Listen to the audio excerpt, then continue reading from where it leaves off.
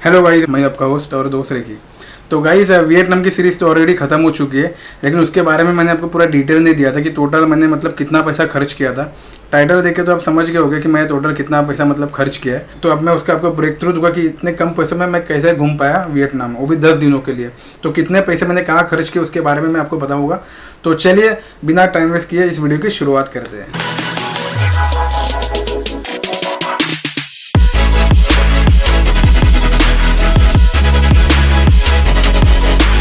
तो guys, Vietnam में मैं टोटल 10 दिन रहा था। तो उसका जो टोटल एक्सपेंस है वो मैंने अपने मोबाइल में लिख लिया है। तो अब मैं आपको टोटल कितने पैसे कहाँ खर्च हुए उसके बारे में आपको बताऊंगा। तो सबसे पहले हम बात करेंगे फ़्लाइट टिकट की। तो फ़्लाइट टिकट के तो बारे में मैंने आपको बताया था कि मुझे ज़ीरो अमाउंट में फ़्लाइट टिकट मिली थी, लेकिन टैक्स के रूप में उन्होंने मतलब ज़्यादा पैसे ले लिए थे। तो दिखाने के लिए ज़ीरो था, लेकिन टैक्स के रूप में वो पैसे ले लिए थे। तो फ़्लाइट टिकट जो मुझे पड़ी थी वो था 10,600 rupees, plus check in baggage भी मैंने लिया था। तो उसका जो अमाउंट था वो था 2200 रुपये टू वे, और प्लस वीज़ा जो मुझे पड़ा था वो था $25, यानी कि 2000 रुपये में। तो टोटल होता है यानी 10,600 प्लस 2200 प्लस 2000 इक्वल्स टू 14,800। तो अब हम बात करेंगे ट्रांसपोर्टेशन की। सबसे पहले मैं आपको विद इन सिटी कितना खर्चा हुआ वो मैं बताऊंगा, और उसके बाद सिटी टू सिटी कितना खर्चा हुआ उसके बारे में बताऊंगा। तो विद इन सिटी की अगर मैं बात करूँ तो सबसे पहले जब मैं लैंड हुआ था होचीमन में, तो होचीमन में मैंने एक बस लिया था, यानी एयरपोर्ट से सिटी सेंटर जाने के लिए, जिसकी जो फेयर था वो था 5,000 वियतनामीज डोंग, यानी टोटल 17 रुपये मुझे पड़े थे। फिर उसके बाद तो मैं फ्री में वहाँ पर घुमा था, क्योंकि न्यून जो थी वो मुझे फ्री में पूरा घुमा रही थी पहले दिन। फिर उसके बाद मैं सीधा चला गया निया चांग। तो निया चांग में जो मेरे होस्ट थे योडा, वो तो मुझे घुमा ही रहे थे, फ्री में घुमा रहे थे। मैं पैसे दे रहा था, उसके बाद भी मुझसे पैसे ले ही नहीं रहे थे, तो वहाँ पर भी मेरा फ्री में घूमना हुआ। और फिर मैं चला गया दानंग, और दानंग से होते हुए मैं सीधा आ गया होयान। तो होयान में मैंने हिचहाइकिंग किया था, लेकिन बास्केटबॉल राइड मतलब लेने के बाद मैं हॉस्टल आ रहा था। तो उसकी जो ग्रैब स्कूटर मैंने लिया था, तो उसका जो खर्च मुझे पड़ा था वो था तकरीबन 30,000 वियतनामीज डोंग, यानी तकरीबन 104 रुपये। ग्रैब स्कूटर मैंने लिया था। और फिर मैंने होयान में मैंने एक रेंटेड स्कूटर भी लिया था जो मुझे फ्री में पड़ा। अब वो फ्री में मुझे कैसा पड़ा वो मैं आपको सबसे आखिर में बताऊंगा। और फिर मैं होयान से दानंग चला गया, दानंग से होते हुए फिर मैं निया चांग आया, और निया चांग में फिर से मेरा फ्री में ही घूमना हुआ, क्योंकि जो मेरे होस्ट थे वो मुझे फ्री में ही घुमा रहे थे। और फिर मैं होचीमन में आया, और होचीमन में जो सबसे आखिरी दिन था वहाँ पर मैं इंडिपेंडेंस पैलेस देखने गया था। तो इंडिपेंडेंस पैलेस की जो कीमत, मतलब वहाँ पर जाने की जो कीमत थी, वहाँ पर मैंने ग्रैब स्कूटर के लिया था, तो जाना और आना मुझे 52,000 डोंग में पड़ा था, यानी टोटल जो खर्चा हुआ था वो था 179 प्लस 179 इक्वल्स टू 358। तो ये था विद इन सिटी की बात। अब हम बात करेंगे सिटी टू सिटी की बात। तो सबसे पहले मैंने बस लिया था होचीमन से नियाचंग जाने के लिए। तो होचीमन से नियाचंग मुझे पड़ा था 275,000 वियतनामीज डोंग, जो कि 933 रुपीज़। और फिर नियाचंग से दानंग जाने के लिए भी मुझे उतना ही पड़ा था, 933 रुपीज़। नियाचंग नहीं, नाथरंग इंग्लिश में अगर कहे तो। और फिर दानंग से मुझे होयान आने के लिए मैंने एक लोकल स्कूटर लिया था, यानी लोकल टैक्सी स्कूटर लिया था, जिसकी कीमत मुझे 400 रुपये में पड़ गई थी। फिर मैं होयान से फिर से दानंग चला गया, वो मुझे फ्री राइड था बाय हॉस्टल, हॉस्टल वालों ने मुझे फ्री में छोड़ दिया था।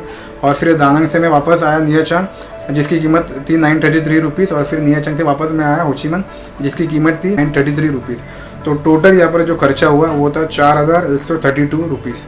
और विद इन सिटी की जो खर्चा हुआ था वो था 479 रुपीज़।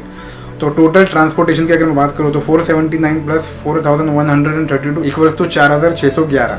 तो इतना खर्चा हुआ मुझे ट्रांसपोर्टेशन में।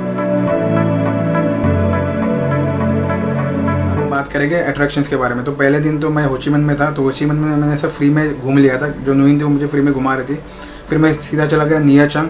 निया चांग में भी मुझे जो मेरे होस्ट थे वो मुझे फ्री में ही घुमा रहे थे, और हम ज़्यादातर तो फ्री अट्रैक्शन पर ही ध्यान दे रहे थे। एक पेड अट्रैक्शन मैंने किया था जो कि चाम टेम्पल टावर था, पूनगर चाम टेम्पल टावर। तो उनका जो प्राइस था वो था 10,000 वियतनामीज डोंग, जो मेरे होस्ट थे उन्होंने पैसे भर दिए थे। हालांकि मैंने पैसे दिए थे लेकिन उन्होंने लिए नहीं थे। वहाँ पर भी मेरा सब फ्री में ही काम हो गया। और फिर मैं चला गया दानंग, और फिर दानंग से आया होयान। और होयान में मैंने जो सबसे पहला पेड एक्टिविटी जो मैंने की थी, मैंने एक बास्केटबॉल राइड लिया था, जिसका कीमत जो मुझे पड़ा था वो था 1 लाख वियतनामीज डोंग, यानी 350 रुपये में मुझे पड़ गया था। तो जो सबसे महंगा जो मुझे पड़ा था पेड अट्रैक्शन वो था गोल्डन ब्रिज, जिसकी कीमत थी 8.5 लाख वियतनामीज डोंग, यानी रुपीज़ में कहूँ तो 2,977 रुपीज़। और फिर मैं सीधा आखिरी दिन होचीमन में इंडिपेंडेंस पैलेस देखने गया था, जिसकी कीमत थी 65,000 डोंग, यानी कि लगभग 220 रुपये। तो पेड अट्रैक्शंस पर जो टोटल अमाउंट मैंने खर्च किए वो है 3,547 रुपीज़। अब बात करते हैं फूड की।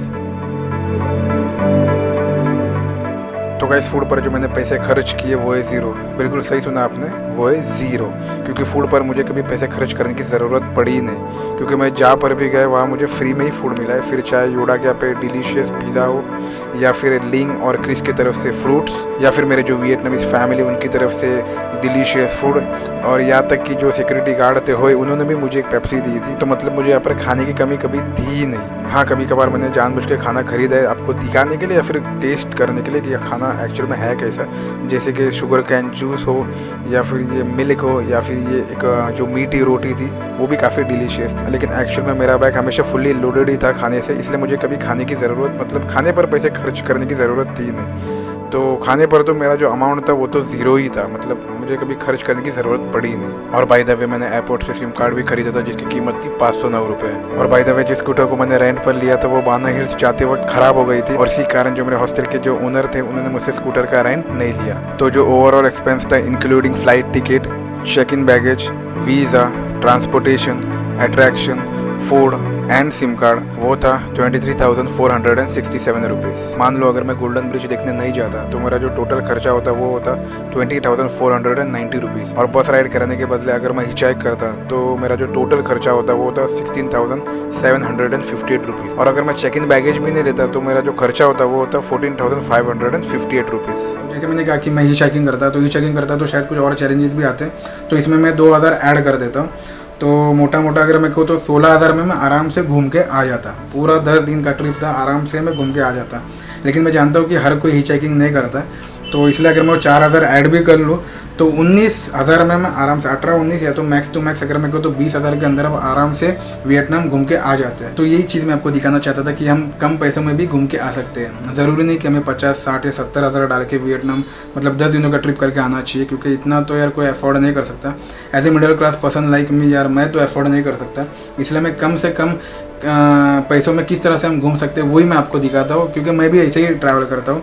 मैं भी हार्डकोर बजट ट्रैवलर हूँ, इसलिए मैं कम से कम पैसों में घूमने की कोशिश करता हूँ और उसका वीडियो बना के मैं आपके साथ शेयर करता हूँ, ताकि जो भी ये वीडियो देखेगा एटलीस्ट उनको आइडिया तो मिल जाएगा कि हम कम से कम पैसे में भी वियतनाम घूम के आ सकते हैं। जैसे कि मान लो अगर आप महीने में 2,000 रुपये भी सेविंग करते हो तो साल के होते हैं 24,000। तो 24,000 में तो यार आप आराम से वियतनाम का ट्रिप करके आ सकते हो। वियतनाम क्या, मेरे हिसाब से तो 3 कंट्री आप घूम के आ सकते हो मेरे हिसाब से, क्योंकि मैं जानता हूँ कि 3 कंट्री भी आप घूम के आ सकते हो, और वो भी मैं करूँगा आगे जाके। 24-25 हज़ार में 3 कंट्रीज एक साथ घूम के आऊँगा, जिससे कि आपको भी आइडिया मिलेगा कि हम कम से कम पैसे में भी हम घूम सकते हैं। मेरा तो मतलब ऐसा था कि 10 दिन ही मैं रह के आया हूँ। मेरा मतलब मुझे तो ऐसा फील हो रहा था कि यार मैं और 5 दिन रह के आता तो भी मेरे कम पैसे ही खर्चे होते, क्योंकि ये बात मैंने योडा को भी कही थी जो मेरे काउच सर्फिंग होस्ट थे नियोचांग में, कि मुझे और 5 दिन रहना चाहिए था। और अगर मैं और 5 दिन भी रहता तो शायद मेरे 700 या 800 रुपये खर्च होते 5 दिनों के लिए। इतना कम खर्चा हो रहा था और इतना मैं एंजॉय कर रहा था वहाँ पर वियतनाम में।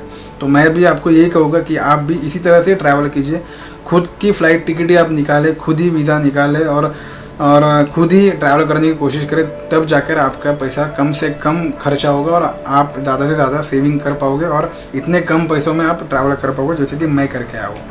तो बस यही चीज़ आपको दिखानी थी। आजकल मेरे वीडियोस नहीं आ रहे क्योंकि मैं काफ़ी बिजी था अपने काम में भी, और बहुत से विदेशी मेहमान भी यहाँ पर आए थे मेरे घर पर, तो उनकी भी सेवा मैं कर रहा था, यानी थोड़ा सेवा भाव में मैं थोड़ा बिजी था। इसकी वजह से मैं वीडियो अपलोड करने का तो छोड़ा, मुझे बनाना ही नहीं मिल रहा था, एडिट करने ही नहीं मिल रहा था वीडियो। लेकिन अब जाके मैं थोड़ा बहुत फ्री हो चुका हूँ, तो अब मेरे वीडियोज़ कल से आना शुरू हो जाएंगे, बैक टू बैक वीडियोज़ आएंगे मेरे, और बीच में शॉर्ट्स मैं डाला करूँगा, और वो शॉर्ट्स अपने नेक्स्ट वीडियो मतलब नेक्स्ट एपिसोड से ही रिलेटेड रहेंगे। ज़्यादातर शॉर्ट्स तो नेक्स्ट एपिसोड से ही रिलेटेड रहेगा, और कुछ शॉर्ट्स हो गए वो मैंने जानबूझ कर डाला है क्योंकि मैं चाहता था कि मैं वो आपके साथ शेयर कर सकूँ, आपको उसके बारे में पता होना चाहिए, इसलिए मैंने शेयर किया वो शॉर्ट्स भी। तो देखना ज़रूर। अब मेरी टोटल 4 सीरीज़ आने वाली है बैक टू बैक। कुछ इंडिया में भी मैंने घुमाऊँ तो इंडिया की भी सीरीज़ रहेगी, और कुछ इंटरनेशनल सीरीज़ भी होगी, तो वो भी देख लेना। जो भी इन्फॉर्मेशन होगा ना वो सारा का सारा इन्फॉर्मेशन मैं आपके साथ शेयर करूँगा, और कम से कम पैसों में हम किस तरह से घूम सकते हैं वो सारी चीज़ें मैं आपको दिखाऊंगा। जब मैं अकेले घूमूंगा ना तब मैं आपको बताऊँगा कि इस तरह से हम कम पैसों में घूम सकते हैं। हाँ, किसी और के साथ घूमूंगा तो अलग बात है, फिर मुझे उनके हिसाब से भी थोड़ा चलना पड़ता है, लेकिन जब अकेले घूमूंगा तब आपको कम से कम पैसों में घूम के दिखाऊंगा, और विद प्रूफ दिखाऊंगा आपको कि कम से कम पैसों में भी हम घूम के आ सकते हैं जैसे मैं आया हूँ। और जैसे मैंने कहा कि कुछ विदेशी मेहमान भी आए थे तो मैं काफ़ी बिजी था, तो उनकी एक झलक आज आपको शॉर्ट्स के रूप में रात 9 बजे देखने मिलेगी। एक आध क्लिप मैंने डाला है तो देख लेना आप। और अगर आपको ये वीडियो पसंद आया है तो लाइक, शेयर और सब्सक्राइब जरूर करना, और कमेंट करके जो भी आपके डाउट्स है वो मुझे पूछ लेना। मैं आपके सारे के सारे सवालों सवालों का जवाब ज़रूर दूंगा, क्योंकि मैं चाहता हूँ कि आप भी वियतनाम घूमें। As a middle class person अगर मैं घूम सकता हूँ तो आप भी घूम सकते हो। और मैं चाहता ही हूँ कि हर इंसान, यानी इंडियन हो या पाकिस्तानी हो या बांग्लादेशी हो, जो भी है, खास करके एशियन लोग यार मतलब घूमें। वेस्टर्नर्स तो यार वो तो घूमते ही है, क्योंकि उनके लिए तो यार डॉलर्स और पाउंड्स में वो कमाते हैं, तो उनके लिए तो सब कुछ चीप ही रहता है, लेकिन हमारे लिए थोड़ा महंगा हो जाता है। इसलिए मैं इस तरह से वीडियो बनाता हूँ कि मैं भारत तो जाता ही हूँ, साथ ही कम से कम पैसों में भी मैं घूम के आ जाता हूँ, और वो मैं आपके साथ शेयर करता हूँ, ताकि मैं चाहता हूँ कि आप भी घूम के आए। तो चलिए इसी नोट पर मैं ये वीडियो एंड करता हूँ। अगर आपको ये वीडियो पसंद आया तो लाइक, शेयर और सब्सक्राइब जरूर करना, और आपके अगर कुछ भी सवाल है तो मुझे कमेंट के जरिए ज़रूर पूछ लेना, मैं आपके सारे के सारे सवालों का जवाब ज़रूर दूंगा। तो चलिए, till then keep smiling, keep inspiring and keep travelling. Bye.